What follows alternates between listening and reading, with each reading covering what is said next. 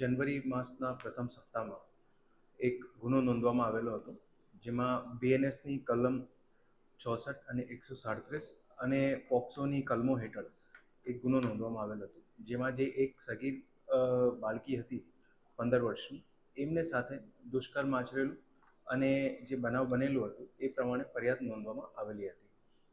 આ ફરિયાદ નોંધાઈ બનાવની ગંભીરતાને ધ્યાને લઈ તત્કાલીન પીઆઈ જેબી બોબડિયા દ્વારા આ કેસની 12 દિવસના અંદર ચાર્જશીટ કરવામાં આવે. પછી નામદાર કોર્ટના સંકલનમાં રહીને સરકારી વકીલ શ્રી ડીએસ જાડેજા, પીઆઈ શ્રી જેબી બોબડિયા, જે ઓવરઓલ કેસની ગંભીરતા હતી એમને ધ્યાનમાં રાખીને અને નામદાર કોર્ટના સંકલનમાં રહીને આ આખા કેસની નામદાર કોર્ટ દ્વારા 99 દિવસમાં ટ્રાયલ પૂરી કરવામાં આવેલ. અને આજે આ કેસમાં જે આરોપી છે, જેમનું નામ શિવા મોહન કોળી છે, એમને 20 વર્ષની સજા જે છે નામદાર કોર્ટ દ્વારા સંભાળવામાં આવી છે.